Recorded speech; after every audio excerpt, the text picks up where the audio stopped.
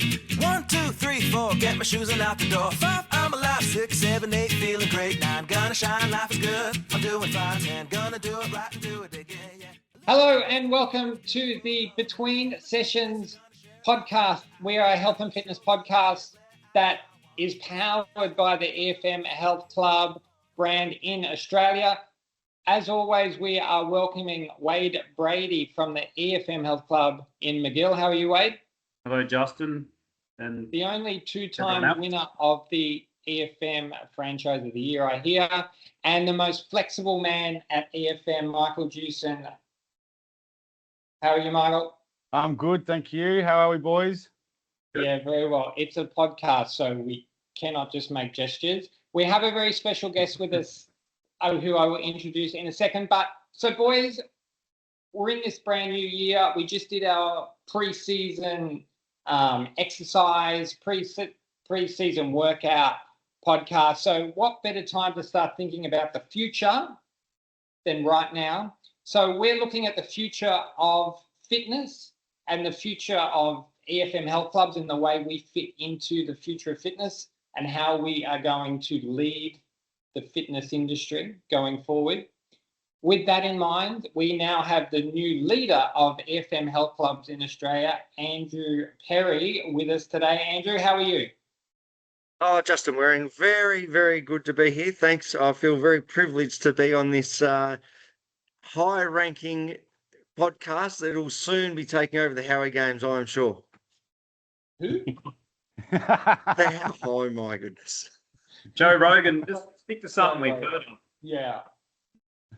So Andrew, we've wanted to get you on for a while. So we've known you for quite a while, and there's been a couple of little shifts around with the EFM of late, and you are now captain of this ship, Correct. for better or worse. And so we wanted to get you on and talk about, you've got quite an interesting background in health and fitness, but also some other areas of business, and you are very good at looking into the future and predicting as to how things are going to play out.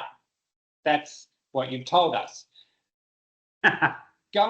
So we always start with how you got involved with the EFM. So let us know, what's your background with EFM? Well, Justin, back in 1999, my TAFE lecturer, I was doing a Cert 4 in fitness at the time, twisted my arm and told me I had to go to EFM because I'd fit the culture really well, coming from sports background and the like. And I went and did a week's work experience with Paul Gianaris, who was running EFM at EFM Kingswood here in Adelaide at the time. And we finished the session, went across and had a coffee, and I said to him, "So what do you do for the rest of the day?" He said, "My day's done." I said, "What do you mean? Like, don't you have a real job?" And he said, "No, I'll go for a bike ride and then I'll go back and run some sessions this afternoon." And I thought, "Mate, you've got me." So I was at that point, I realised, actually, this is a pretty good space to be.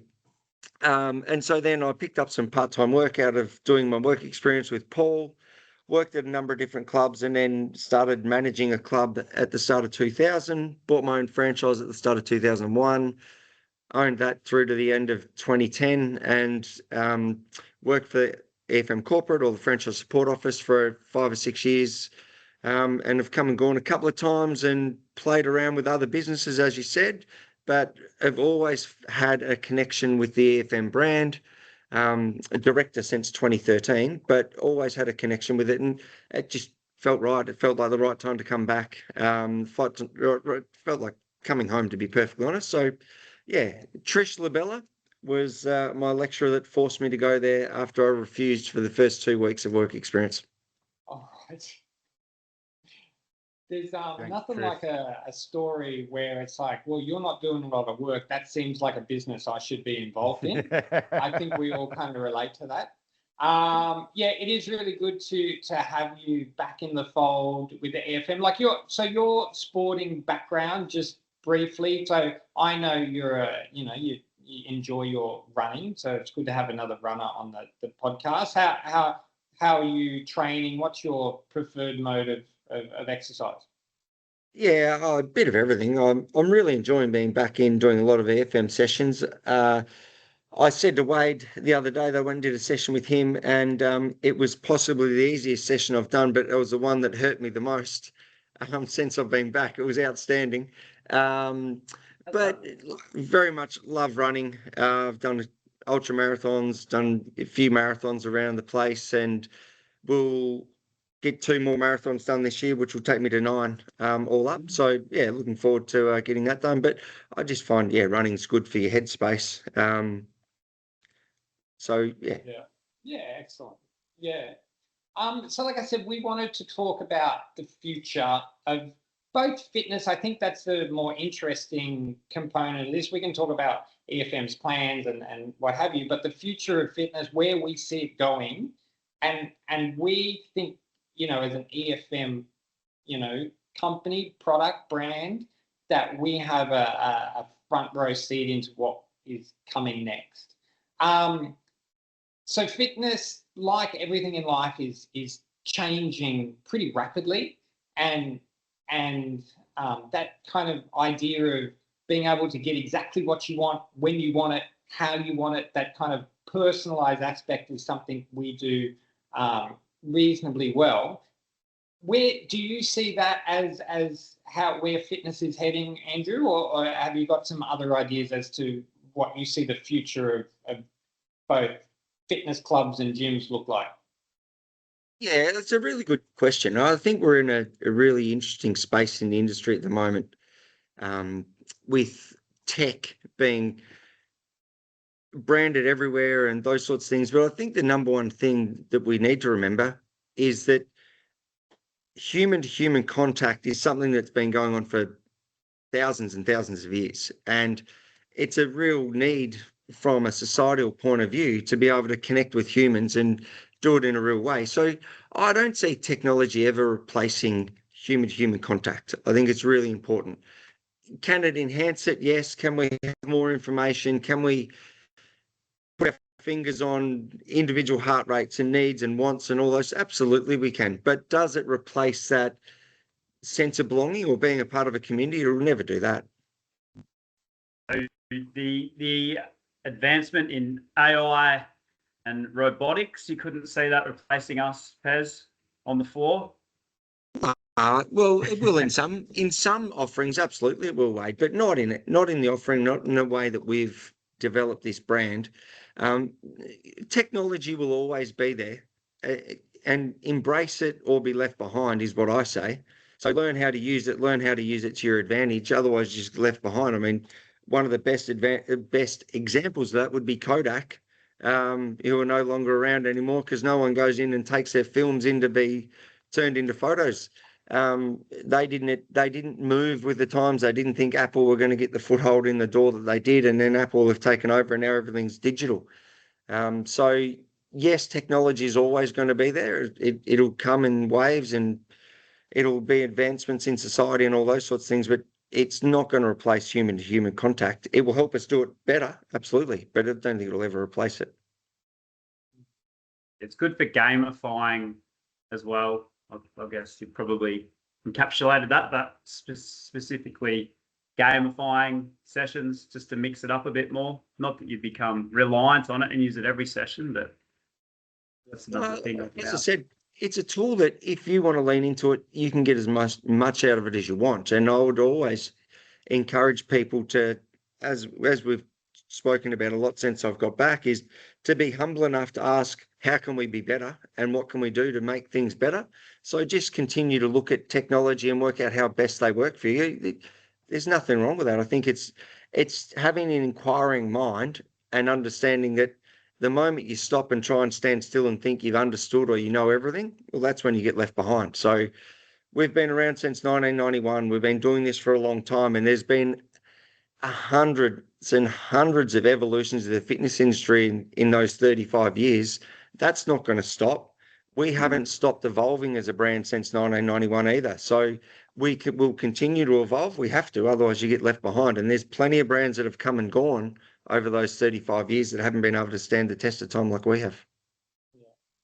I think it's the core fundamentals for us are that personal side of it. You can bring in your technologies and they're going to help us maybe behind the scenes, keeping running of the place. But like you said, you're not going to replace that. It's personal training in a group situation. That personal side of it, you can't really replace that. No, Michael, you're 100% right. The term I use a lot is you fluff people's feathers, right? You make people feel special. And when people feel special, they build a bond with you, and they'll divulge information, they'll share information, and then you build that interpersonal relationship. And once you've got an interpersonal relationship with someone, they're more open, and the more open they are, the more you can help them. And our job, it's a really privileged position in society that we hold. We're a trusted advisor for people's health and fitness needs. Yes, they're going to go and see a doctor. Yes, they might see a physio. Yes, they'll see heaps of different specialists and bits and pieces. But the person they probably see the most, because they don't go to the doctor 2 or 3 times a week, they don't go to the physio 2 or 3 times a week, but they come and see us. And that is such a privileged position to hold. And so to be able to have the impact on people's lives through that lens is thoroughly rewarding. So technology won't replace that, but it will help us be better at what we do. Agreed. Yeah. With so looking into the future, and I don't want you to predict another, Zumba craze or anything like that. I mean, we're going through a Pilates craze currently, I feel. Is there anything in the next 5 to 10 years that you can see, other than the use of technology maybe evolving in the fitness space? Like I personally think, as Spotify and Netflix and Apple keep personalizing things towards us, that's where I think fitness is heading, a real personalizational approach. Like, the one stop, go and run on a treadmill and then do your bike isn't going to really work for people anymore. No, you're right. I think there's a space in the fitness industry to bring the fragmentation is, like I just said a second ago, is you'll go and see your doctor, then you see your physio. I think there's a space to bring all that under one roof and have like a wellness hub is what we've been talking about bringing to the market. And having your physios and your speechies and your OTs and all your allied health professionals under the one roof and the thing that they don't have, particularly your physios, is they don't have a footprint big enough to have a gym on the side of their physio practice to be able to show people how to do their rehab programs and bits and pieces. So for them to be able to come in and utilize our space and do that, I think, having a health wellness hub is a really important part and a way to do it. And that's certainly something that's been struggling in the marketplace from an allied health perspective for a long period of time, is to be able to do that cohesively without them losing track of what they do, which is physio and fitness, but to bring them together. I definitely wouldn't go to a physio that doesn't have a gym attached to it. I've been to a few physios over the years and always get the best results and feel like the physio, I don't know, I just feel like I trust the physio more when they tell you come out here into the gym, this is where we're going to fix you. I've been to a physio where there's no gym and I'm sort of like, where's the gym? It just doesn't feel right. So I'd agree that that's probably going to become more commonplace for physios. And wait, you leave the physio and you've got, and look, they may have treated you really well, but you've got stick men drawn on a piece of paper that you've got to go home and try and remember how to do when you've been there for a 30-minute consult. A critical part, isn't it? Getting those exercises exactly right. And we get our members come back with physio exercises all the time, and we're there to help them and make sure they're getting them right as well. So yeah. Justin, the second part to that, I guess, is I don't think this is a big change, but we are an aging population. So the movement into the average EFM member 10 years ago was a 45-year-old female. The average EFM member now is a 52-year-old female. So the aging population that we have is to think about where we position ourselves in the market and who we look after. And as that population ages, we've been experts at it for 35 years. So I can see us continually to move in that direction, whether that be starting to look at retirement villages and having EFM clubs in retirement villages, because you need to be a part of a community, and that community then comes to us, and that's where we create that culture and camaraderie that we've done so well over a long period of time. That's another opportunity that we can lean into. But certainly, I guess the aging population is a big thing that we need to overcome. Well, and do you think like who we service is a big part of why the EFM model is more resilient than other particular, exercise models that are out there in the market? I mean, things have come and gone, very high priced, popular models that are reasonably similar to us are very quickly on the decline now. Is that who we service and maybe what we do a little bit more resilient than most? Yeah, definitely. I mean, you only have to have a look at who holds the vast majority of the wealth within the country.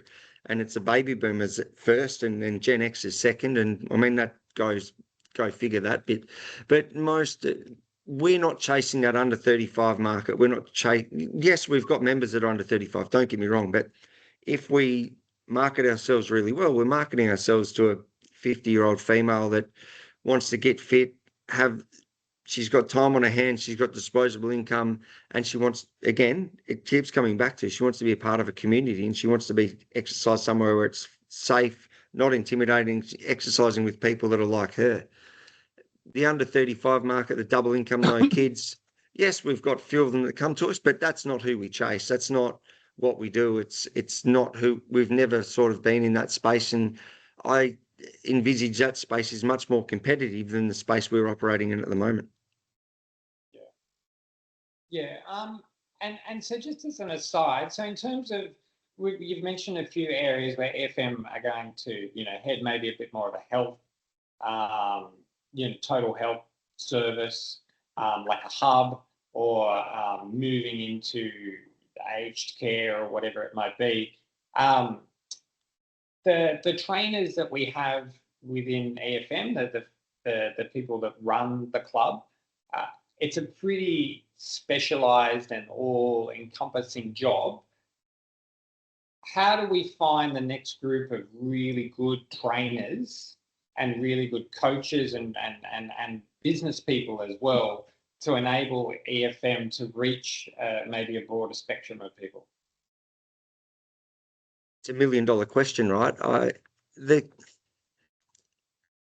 Forever and a day, EFM, apart from there's a couple that have done it really well, but forever and a day, EFM has been an owner-operator set up and system in the way we've done it. Forever that I've been involved in this brand, I keep scratching my head and how we can do more the way Richard Mills did it, who had 3 clubs on the go at one point in time and did it really well and built them up and sold them off and then did that. I think there's some opportunity to, as we look to expand our offerings and do things a little bit differently, I think that opens up the opportunity to have someone that might purchase a franchise and be a player in that space, but not the face of it.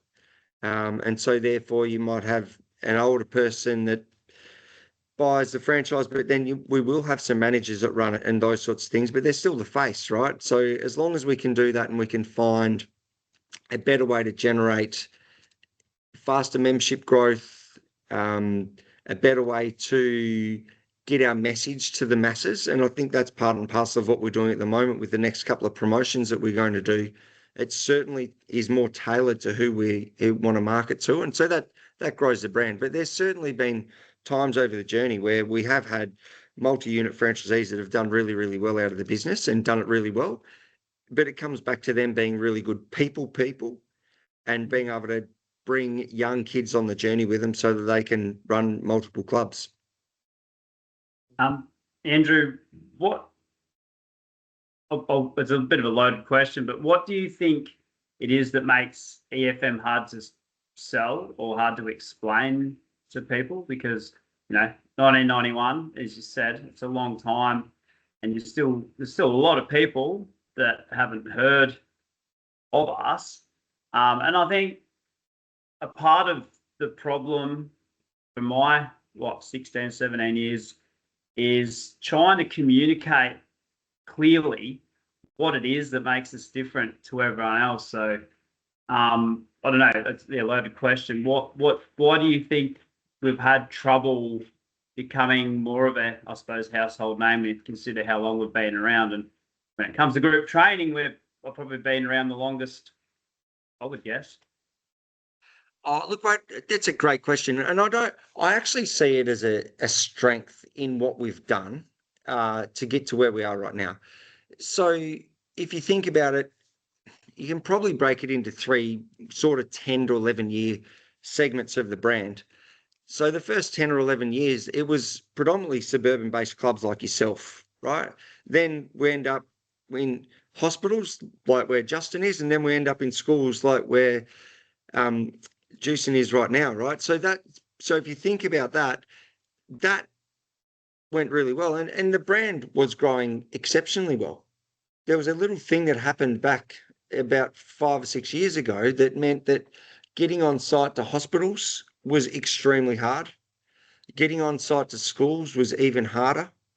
And so therefore those models that we had, those three distinctive different models, the only ones that survived and thrived really well off the back of it has been the suburban based model. So if you think about that, if COVID hasn't come around, I think our brand is significantly bigger than it is right now.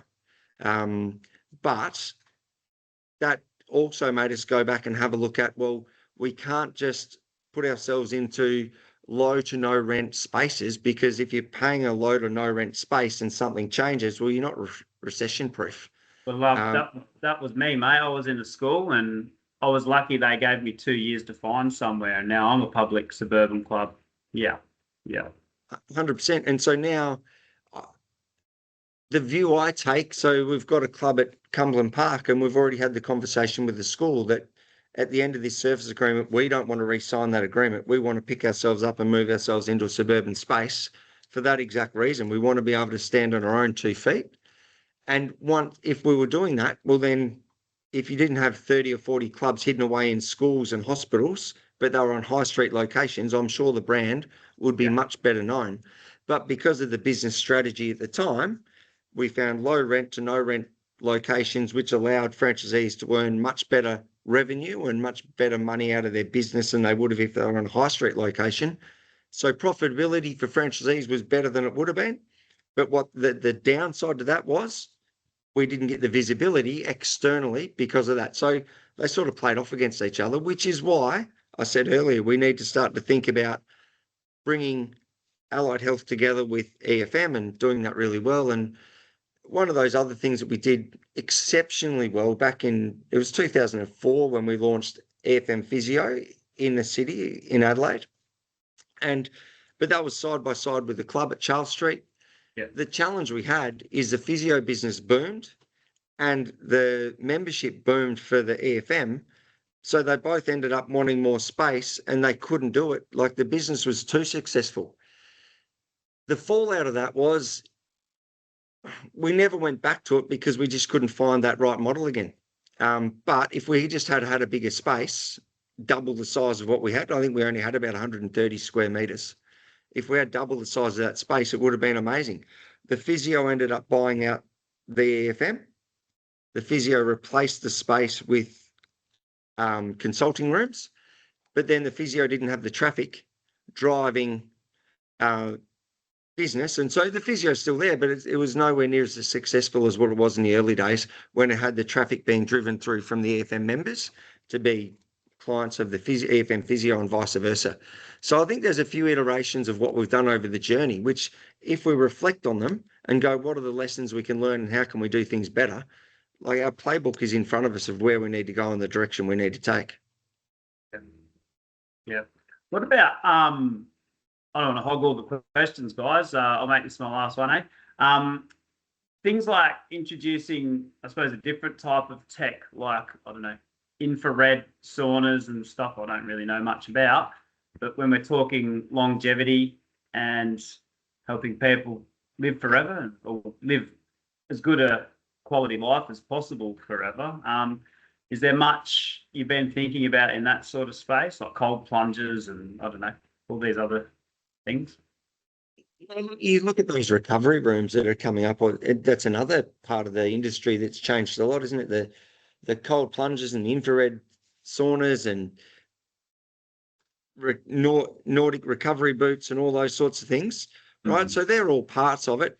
My point to that would be those ones that I've gone and seen over my journey, they're certainly an under 35 market. They're appealing to one I went and saw in Melbourne a few years ago. They were appealing to young footballers that were wanting to be drafted. They were on the fringe of being drafted, and so they were going and doing an intense training block with them to build their fitness, build their recovery, be more elite in their behaviours to be able to chase a dream. Does that fit for our member? No, I don't know if a 45 or a 50-year-old is going to jump into an ice plunge pool en masse. There will certainly be some in that demographic that will do it.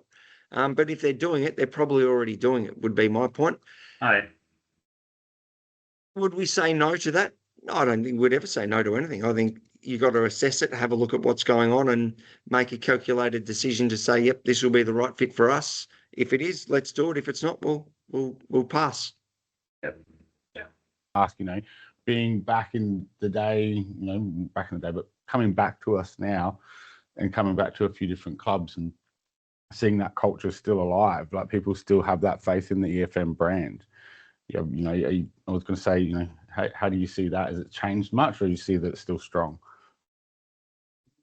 The thing that jumps out to me as you ask that question, Michael, is there's two things that spring to mind. One, and I'll use this because you're on the podcast, but when I came down to EFM Underdale and walked in, and there was a member that I used to train that was a member at the Women's and Children's Hospital founding member back in 1999, and Rita is still coming to EFM today.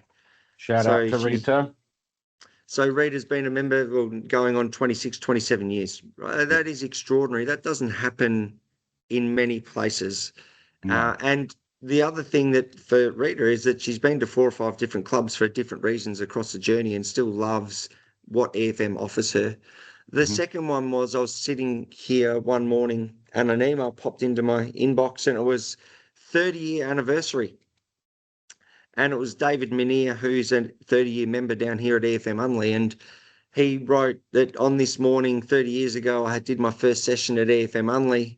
I turned up thinking that I was a really fit guy and thought that I'll show these blokes I was pretty successful in business and had a bit of swagger about me. And within 2 minutes, I was outside lying on the gutter, gasping for air, thinking, geez, I'm actually not as good as I thought I was. And that was the start of his 30-year career with EFM. When he decided that he was going to run a marathon for his 60th birthday present to himself, being the New York Marathon, he said to Kiri, would you help me do this? And she said, I would be delighted to. So whilst everyone else laughed at him because he hadn't run a marathon, he was verging on 60, he could run 5Ks, Kiri put a program in front of him and said, here you go, let's go chase it, let's get it done. And that's what he did. He's now verging on 75 and he's still running half marathons, still achieving all these things in life that he would never have achieved if it wasn't for EFM. And so when those things happen, it's a pinch yourself moment to say, like I said earlier, we live such a privileged position, or have such a privileged position in society, that people put so much faith and trust in us. So to answer your question, it hasn't changed. If anything, we've just got better at it. Yeah. It is a fantastic thing that we have to have members that come to me. Rita came to me and literally said, look, the situation's happened at my old club. So I just literally looked for the nearest EFM. She didn't even look at any other facility, any other company. It was straight to another EFM. And she'll travel a little bit, but it's not too far for her. But you're right, you don't find that really anywhere. I don't see it anywhere else in the industry where it wasn't even a thought for her. Just get to the next EFM. And she's there every morning at 6 a.m. doing her thing and has been for, like you said, quite a few years, and still walks in loving it, loving what we do. It's again, we're very privileged to have that on board in our careers. It's amazing. It's amazing. Can I probably, we're getting towards the end now. This question could have gone at the very start. I know, Pez, you like telling stories, you're good at telling stories. Can you share with us and everyone listening the story of how EFM started? Because I think it's a ripper. Dave Walk told us at a conference years ago, and I loved it. I don't think Peter told us the story when he was on. So, assuming you know the story, I'm sure you do. I do. No, look, it's a simple story, right? And we say now that the foundations of EFM were built on camaraderie, and it was because Walkie and Shane Radbone, David Walk and Shane Radbone, two founders of the business. And how lucky are we that we've still got one of the original founders of the business in David Walk still involved with us, 35 years later. It's extraordinary. Yeah. But so Shane was at the back end of his footy career, constantly injured, hamstring, calf issues. So he was spending a lot of time in the gym by himself, rehabbing. And so he wasn't missing playing football. What he was missing was the camaraderie of playing around with his mates or messing around on the training track, but he couldn't train because he was injured. And so he just started to think, well, I'm just going to train some people in the gym. And so he started doing that with a few of the sponsors of Sturt at the time. And then one thing led to another, that he started to go, well, I actually don't know how to write programs. David was a PE teacher at the time, so David Walk started writing the programs for Shane, and then one thing led to another. 3 members turned into 6, turned into 12, and before you knew it, they had about 150 in a 70 square metre space underneath the grandstand at Sturt at Unley Oval, and that EFM Unley was born in July 1991. So that happened pretty quickly, and then Walkie opened up EFM on South Terrace, and then David Wilkes had EFM at Kingswood, which was remarkable as well. And I It's true though that Shane, the footy player, was working in the bottle-o, and the first one he started training was the publican. I love that one. Yeah, it's good. well, the publican, the first 3 members was a publican. Well, it was a butcher, a baker, and a publican. It wasn't a candlestick maker. Bit too modern times. Andrew, let's rapid fire some questions here at the end. And we don't have the opportunity to pass, but so let's go back to just pure fitness for people listening. What would you recommend in terms of if they're just getting started, what kind of fitness type should they do, assuming like they're involved in an EFM? What should they be looking for? A buddy to go with, because we all know that if you exercise with someone, it makes it more accountable. If you might not feel like turning up one morning, or they do, and so you end up going together. So if you're getting started, try and get started with a buddy. Good one. AI, we touched on it early. In fitness, is it an opportunity or a risk? Opportunity. Boys? The most famous EFM franchisee? Roger Rashid. Yeah, we'd say him. Yeah. Your favourite exercise? What did you vote for in the top 20? Something really easy, I reckon. Burpees. Burpees, come on. That was in the top 10. Biggest fitness trend that'll last a decade? Ooh. That's a good question. Good question.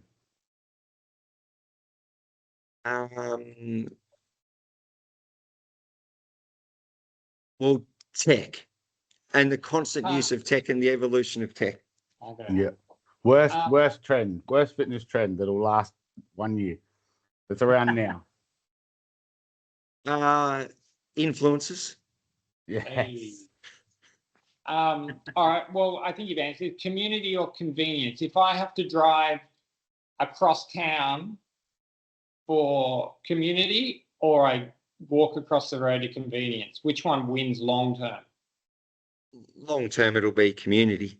Convenience gets you started, absolutely, but most people then soon realise that, well, this is not that exciting. It's pretty boring or intimidating. So community will win hands down. Biggest myth about fitness?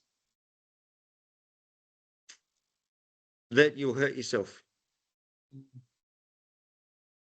Yeah. So final one for me. When you were a franchisee, back in the day, what was the most satisfying thing for you having run? Is there one kind of memory you had from those years when you were waking up at 4:30 to be at your club early? Yeah, it was the putting a smile on people's faces and realizing that whilst you were on the floor, so to speak, working for 7 or 8 hours a day, you're actually just having fun with people. And you had that ability just to laugh, joke, banter, encourage people, get the best out of people for 7 or 8 hours a day. But then they had to go back and do a real job while we were just having fun most of the time. That's what I'd say. Excellent. Question for you, boys. I know I'm not running the podcast, but question for you three. What are you excited about the most for 2026? I'm working on a bunch of projects that I really hope come to fruition, particularly around the tech space. That's a bigger picture thing for me. Within the club itself, I'm not putting an infrared sauna in, but we're doing a few little things to bring in, particularly within a hospital context, more of a wellness kind of place to go and retreat away from work and their jobs and pressure, so that they can have a little bit of a massage in the corner with a gun or a bits of equipment that we've got, having a bit more mobility and stretching and some other things. So I'm excited about that. And personally, I've mentioned, and there's some things on my Instagram account at the Westmead one, running the 50-kilometre ultra trail race in May. I'm not sure what I'm doing after May, but that's got me excited. Like a really strong fitness challenge for myself, to put myself out there and go, you know what, I'm not sure I'm capable of doing this, but I'm going to give it a shot, which I feel like pretty much every new EFM member has when they first walk in the door. So trying to put myself in their shoes. I can mirror that. I've done something similar. Again, I've spoken to the boys about it. I've gone to circus training, but I used to do a few things, calisthenics and stuff when I was younger, and I wanted to test my body again. And so I've gone back to weekly circus training to, not really sure what I'm going to do with this, but it's just helping me keep myself nimble and all that type of thing. And I've also recently become a Pilates instructor. So that's another road we're going down this year in the club for myself. We've found the clown for the EFM conference, haven't we? Yep. Yeah, I must say I actually have done some clown work before in the past. So yeah. Happy to jump on again. But yeah, that's it for me inside the club. Outside, my personal goal, as you boys know, also to be able to do the splits again this year, side splits that is, and look out. There will be a post coming up soon where my progress is going with that. Awesome. Yeah. So that's it from me. That's my. I'm excited about those couple of things this year. Thanks. You gave me a bit more time to think about mine. I've got two with the club and one personal. We ran a strength challenge late last year, which was hugely successful. So we're going to run that the second time next month. It's 8 weeks, and going to fine tune it and hopefully get even better results for everyone and get them better educated. Not locked in, but I really love the idea, and we've been talking about taking a group of people, maybe carpool or bus up to the Flinders Ranges and do some mountain biking at Melrose. That'd be one of those ones we'd talk about forever, I reckon, when we finally get around to doing that. And might wait till after winter for that one. As you know, if you've ever been to Melrose, the sun sets about 3 o'clock in the afternoon because of the mountain. And then personal, I've been making a point of not telling people this because it's going to hold me to account. But I want to be able to dunk a basketball again. I've only, at my peak of my powers, was able to do it. Justin will know. Am I at 45? Is it even possible? Maybe Michael would know. Well, Absolutely. The fact that you're 7'1", Wade, means you should have been already able to do it. Nearly 6'3". But slow twitch muscle fibers don't help. You have just announced it, to the world as well. It's out there now. Well, I better get. I'm also looking forward to the changes at EFM and having Pez on board. All the things that are, there's a lot happened already, and it's the start of February. So I'm looking forward to seeing what happens. Very excited about what happens with the company over the next 12 months as well. So good on you, Pez. Yeah. Thanks, Michael. The other thing I just thought I'd mention, if you're thinking about members and what I enjoyed back when I was a franchisee, it's getting, so the fit people or people that are fit or people that are already exercising are exercising. The thing that we do really well at EFM is we get the inactive active. And that is something that's a gift that you just can't create that overnight. But we have done that really, really well for 35 years because the baker, the butcher, and the publican weren't exercising when they first started at EFM either. And so that's a part of our DNA and what we do really well. So, yeah, let's get the inactive active. Well put, 100% agree with that. Absolutely. Nicely said. All right. Thanks, Andrew. Been very lighthearted. Having known you for, well, all of us for over 10 years now, it's a little bit more familiar having you here, which is why there's a few more barbs than normal, which is a window for everybody into what a franchise meeting would look like. Thanks a lot for coming on. We hope we'll get you back on soon and talk a little bit more in depth about, fitness challenges and things we've got going on across the network. So thanks very much for your time. And as always, so you can find the EFM Health Club on Instagram, Facebook, just search EFM Health Clubs with an S. You'll find Wade Brady at EFM McGill, Mike Jewson at EFM Underdale, and myself, EFM Westmead. We are between sessions right now, a health and fitness podcast. We will catch you all in a fortnight. Good on you guys. Thank you. Thanks everybody. Thanks, Paz. Thank you, Pez.